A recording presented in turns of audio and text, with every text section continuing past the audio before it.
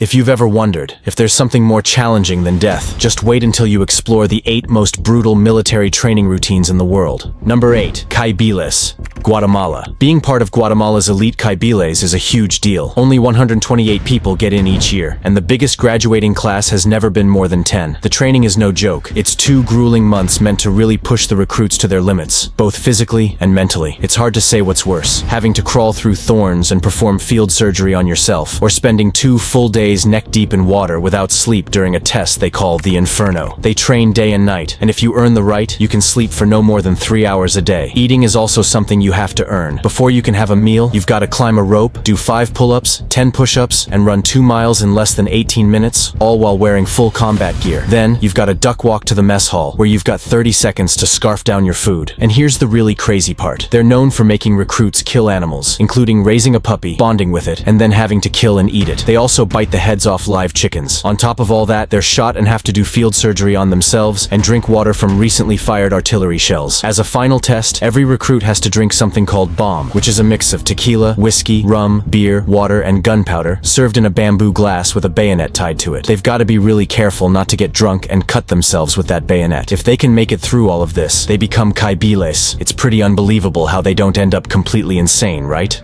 Number 7. Spetznaz Russia. While many special elite units focus on combat skills, Spetsnaz takes into account the harsh reality of warfare. They teach soldiers a special martial art that emphasizes quick threat elimination and disarming, often involving the use of 2 guns at once. Once soldiers become skilled in combat, they undergo intense training. Russian recruits are put through rigorous combat exercises to test their abilities, but testing oneself can only go so far. To truly push soldiers to their maximum potential, experienced guidance from superior officers is crucial. One such exercise involves rousing young soldiers from sleep in the middle of the night, leading them through the darkness, and placing them in a dimly lit room. This room is intentionally designed to be tight, gruesome, and filled with blood, decaying organs, and rotting flesh. Surprisingly, the blood and gore often come from a nearby slaughterhouse, which doesn't affect the soldiers' state of mind as they were sound asleep just moments before. The reason behind this shocking training exercise is to desensitize soldiers to the sight of gore, as it's an unfortunate part of war. By becoming accustomed to such gruesome conditions, they can maintain their composure during battle, possibly gaining a split-second advantage that can catch their opponents off guard. Additionally, Spetsnaz soldiers go through various pain management drills. In one exercise, they line up while their instructor punches and kicks them, teaching them to ignore injuries in combat and respond with the same intensity.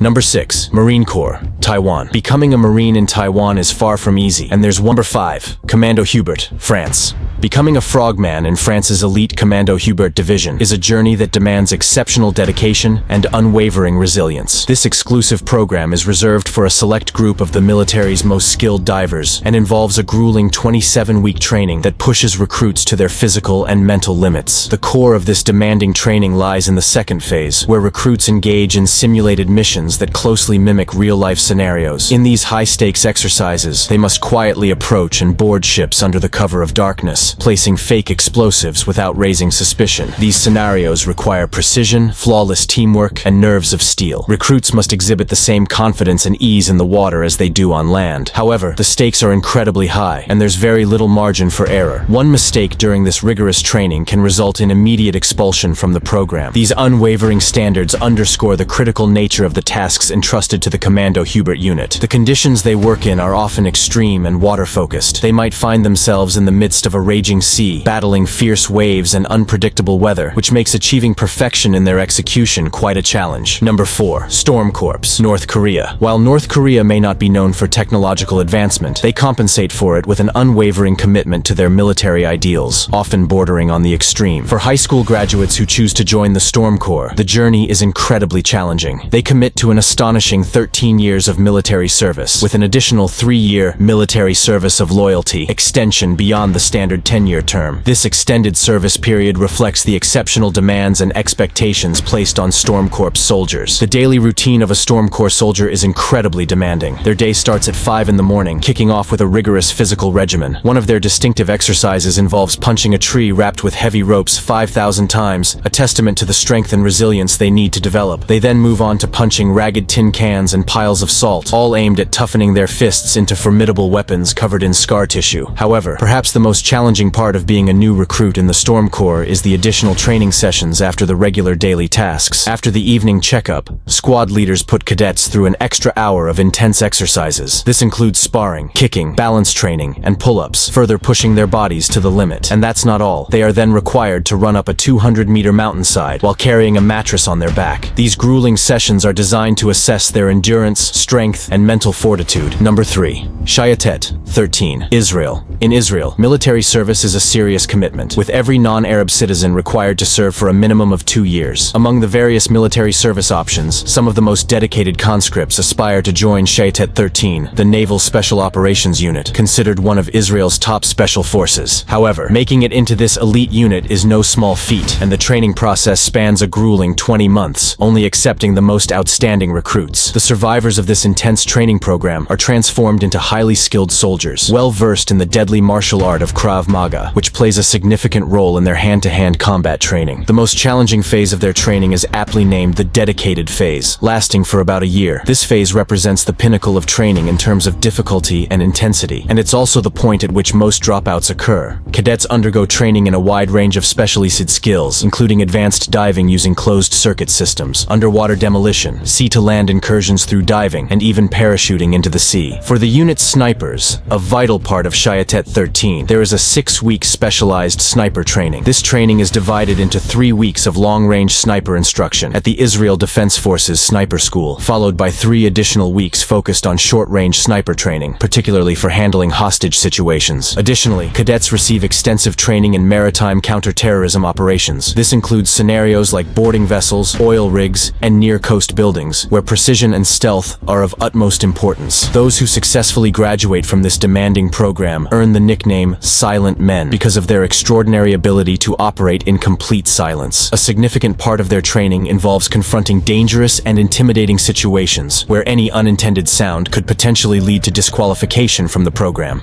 Number 2. Special Warfare Command, South Korea. The Special Warfare Command in South Korea plays a crucial role in handling special operations within the country, especially in the face of the ongoing threat from their volatile northern neighbor. SWC soldiers often collaborate with their counterparts, the U.S. Green Berets, and their missions encompass a wide range of tasks, including guerrilla warfare, assassinations, and counter-terrorism. One unique aspect of SWC training is the annual Winter Warfare Program, held in the challenging terrain of Pyeongchang, located east of Seoul. This training program takes place in extreme conditions, with temperatures dropping as low as -22 degrees Fahrenheit and deep snow covering the landscape. The soldiers participating in this program undergo a series of tough exercises, including shirtless long-distance runs. While this training may seem unconventional, its purpose is crucial: to acclimatize SWC soldiers to the harshest and most demanding conditions they might face during an actual wartime scenario. This intensive training isn't just about physical endurance, but also about instilling unwavering mental and physical resilience